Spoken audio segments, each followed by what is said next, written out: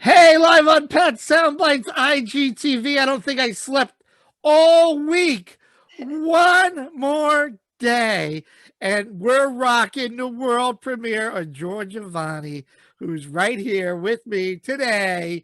Her world premiere of the remake of the great classic track of the Police, Message in a Bottle, and she crushes it. And I get to play it first. How are you, sweetheart? You're looking great. Have you slept? Because I know I haven't. I haven't. Well, you look a lot better than me for a guy, for somebody that hasn't slept. I want to let everybody know that actually pre-sales have started already on the 9th. If somebody wants to get it and you want to get it now, you can order it right now online, and it's also going to be available after the world premiere, which is Friday on the 16th. Go buy it where you buy all your music, all your streaming and digital platform. The key word is buy. You're going to want to add this to your playlist. 2 o'clock Pacific, 5 p.m. Eastern, WBXO, classicrock.com. Hit the listen live, and you're going to be rocked like I was when I first was blessed to be given the track from Giorgia to say, what do you think, Pat? Oh my goodness, man. I'm so happy that you liked it. And by the way, thank you so much for having me with you today.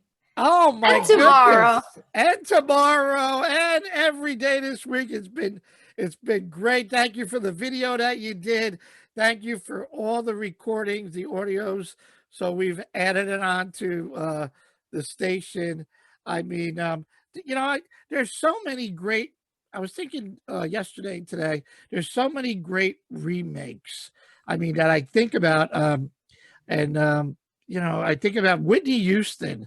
I mean, when she did Dolly Parton's I Will Always Love You, The Bodyguard, and I thought it was hers. I never even knew it was Dolly Parton that wrote the original song. And that song was like #1 on the Billboard chart for 14 weeks, one of the most successful single remakes of all time. And wouldn't it be crazy if yours went like, It would be amazing. It would be great. I mean, it's not what's the word? It's not an accident. I think of who's the other one? Oh, Jimi Hendrix did Bob Dylan's All Along the Watchtower. And back in 19, I don't even know what the year was, but it was like Jimi Hendrix got the blistering guitar out and cranked it up to like 15 on the amplifier and blew this Bob Dylan All Along the Watchtower. And so this is good. So tell me, let's talk about the selection. I know your other half, I see the drum kit behind you, but wherever he's hiding, the other half says, hey, Giorgia, why don't you try this song? Why don't we throw this in there? How did that all come about? And he just said, here, try it. And then you decided to, okay, let me listen and see where it goes from there.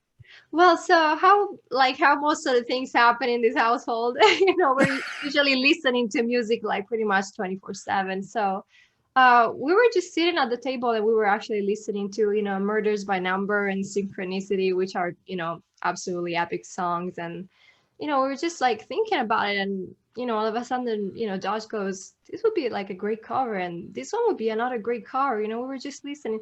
Everything that we listen to just inspires us. So we kind of like think about songs in a cover version all the time. At least I do that a lot. And so like we were thinking about it, and then we were like, well, we're in this pandemic. What about we do, Message in a Bottle? Because it's a song that, it's really about loneliness, it's just a castaway and Alan lost at sea. And I think that everybody during the pandemic is pretty much been feeling like that, like we're isolated. We're trying to reach out to the people that we love. I Skype with my family every day, or at least I try. And I thought that like it was something like right now everybody could really relate to. And so, we decided in that just split of a second to just try to do like a little cover for Message in a Bottle. Okay, so and I love that. And before I forget, we gotta send a little love to the Police. I don't want them mad at us. I bought this album when it first came out. I don't know how many times I've listened to it. a great album. And oh my God, I think I got every Police album somewhere in my little studio here. So we love you, Sting, and we love Oh you, yeah. and we love the Police for all their magnificent work. So then you guys select it. It's a beautiful story, and you're right on. It's a great way of looking at it, of what we're going through today, you know, a castaway on an island, and then there's a million bottles that wash up. So hopefully we get a million vaccines that come around real quick so we I can get hope back so. to live music and all that. So then walk me through the process, Georgia. How many times did you listen to the track and then go, okay, how do I put my magic to it? Which words do I enunciate? I mean, you take that one note and you just go, ah! I'm like, wow. So work me through the process of that. How many times did you listen to the song, and how many times did you work on it to go, okay, now, because you gotta, as a singer, you gotta make it feel like it's coming from you, right? It's Yeah, yours. absolutely. Yeah, The that's how. emotions is you. So I'll stop and shut up now and let you talk. Talk me through the process. Yeah, absolutely. So, as you said, it's really a process. It's not like you wake up and like you kind of know what you're gonna do with it. One thing that I can tell you is that what I love about cover songs is that when somebody, as you said, they make it theirs because you already have the original version. You don't want to hear a copy of it because No. it was already great enough that it made the charts. It's a hit. So you absolutely don't want to do that. And I get inspired a lot when usually people actually make, I don't know, like a jazz version or like smooth jazz version of rock songs, or vice versa, when you take like a song and then you turn it into a rock song. So when I got to the studio in the beginning, and that's how actually the intro was born. When I got to the studio in the beginning, I wanted to do like a jazz intro to the song, also because I A more watched of a a live piano, show. a more of a piano type of intro? No, a guitar. No, kind of Okay. like a almost like a bossa nova type of thing. Okay. Yeah, acoustic guitar. And and then I also was very inspired by Sting's live in Berlin. I don't know if you ever watched that with with the Philharmonica, the orchestra. It was absolutely gorgeous. I love that. And the whole vibe behind it. So I thought it would have been like really, really cool to get, like this jazz bossa type of vibe. Um while doing that, of course, as we said, is a process. We were listening to it, and Josh started hearing voicings, like in his head, harmonies and things. So he just thought about like, this nice vocal build up. And, and at that point, I kind of like, sacrificed my jazz intro because it wasn't quite getting there when the stronger part of the song came in. So they just weren't kind of like, going along.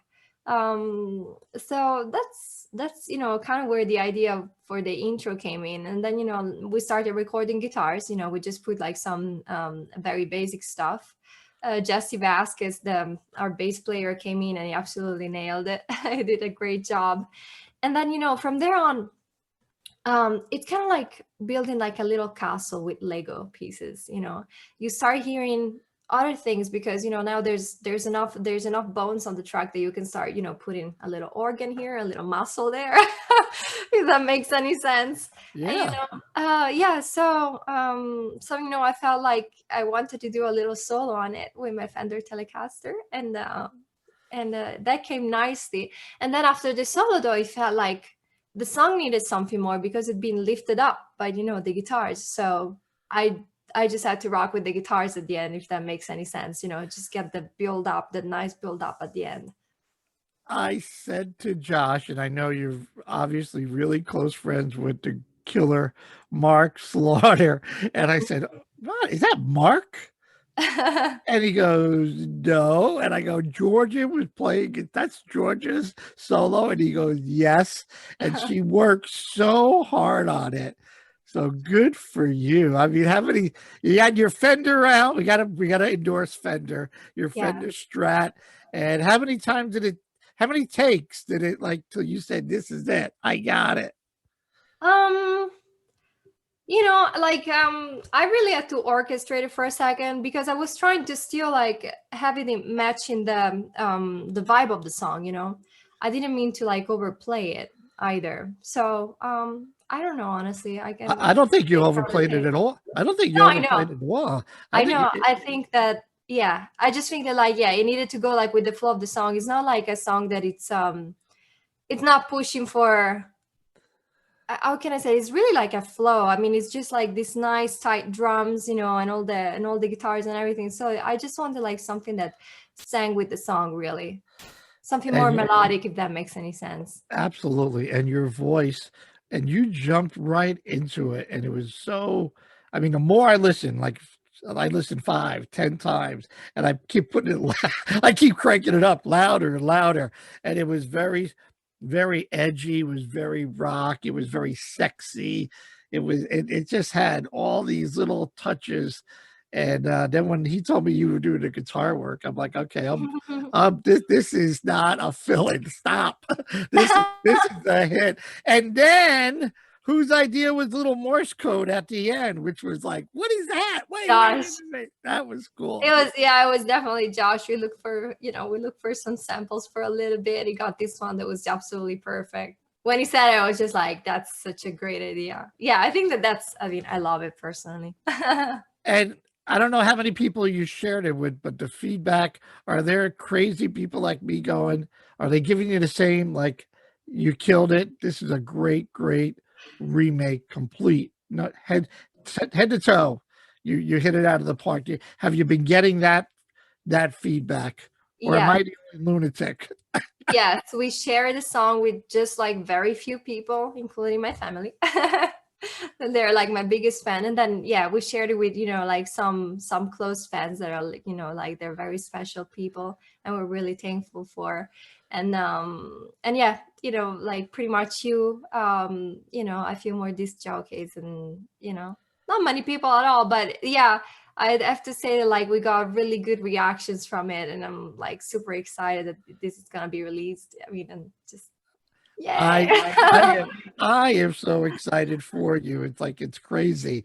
How are you with the album? Where are you with the next the other track that was supposed to probably be debut single number 2? We already got Exactly. Bleed for Love, which is excellent, and the video. And how are you? Where are we at with that whole process of trying to get the record completely done? Yeah, no, so the record is actually done. We just, Josh having the record label Copper Room Records, we've been focusing on, putting out also a lot of other artists, including Josh's band Seven Angels, which, featuring Mark Slaughter, Bob Reynolds, and Jesse Vasquez on bass. And so as I told you before, actually this track was supposed to be a filler track, meaning that we're working on my video for my next single, which is going to be released in I think like a few weeks, maybe a month now. It's called Dancing Through the Darkness. It actually features my guitars on Mark's guitars. So it's like it's a pop song, like pop rock, as Bleed for Love, but it's stronger. It's more like on the hard rock side of the Cool, yeah. nice. I like it. I like it. Yeah, so I'm very excited about it. So what's gonna happen is that we're gonna release that single, and then we have another single that like I really, really love. It's actually a ballad that has like an Alice in Chains type of vibe. So after all these songs are gonna be released, we're finally gonna release the record. We're just trying to like set a pace, to where all the artists are coming out. So if you really look at it, the record label is never sleeping. The record label is always putting out more content, more artists and stuff like that. So we're just trying to give everybody a chance to shine and, like let the song breathe for them so that we can focus on everybody's promotion a little bit at a time.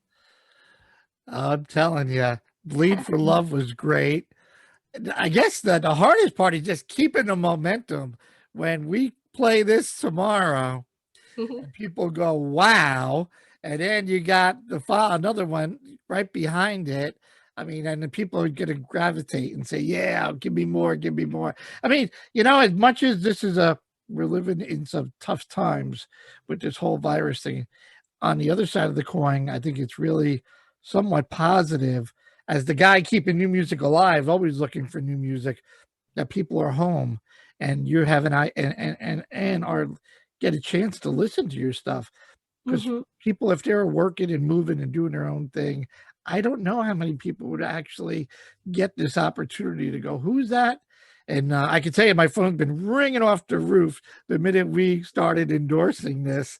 And I can't thank you guys enough. I mean it from the bottom of my heart for allowing me this great opportunity and our radio station here in New York.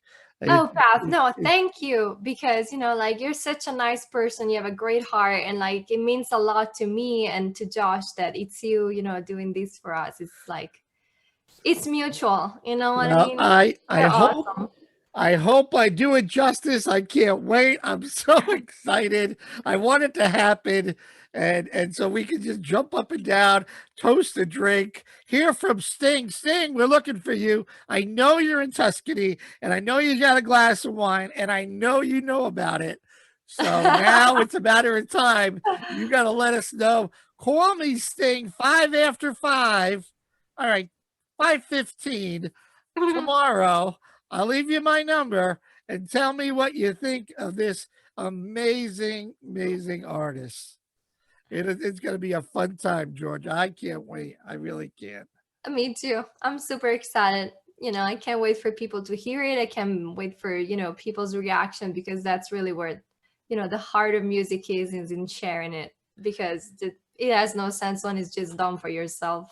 So, I want every media artist to call, every rock people, not to drive you crazy, but to go, who is this? And every radio station needs to play it. Like mine tomorrow, go to WBXOClassicRock.com, hit the listen live, 2 p.m. Pacific, 5 p.m. Eastern. We're sending out an SOS, and we need a bunch of you people to go out and support this amazing artist, Giorgia Vanni. Go check her out. Go check out Bleed for Love. I'm going to play Bleed for Love. I'm going to do a double shot, Georgia. I'm going to play Message in a Bottle, and then after I get my breath and like go, holy crap, then I'm going to play Bleed for Love so everybody gets a really good taste of Giorgia Vanni. Go check out Georgia's video. Georgia, I can't wait. I'm so thank you excited. so much. Me too. Thank you. Love ya. Everybody go and listen. I can't wait. Live, love, and laugh a lot because life is way too short. Rock on, right? Well said. Always.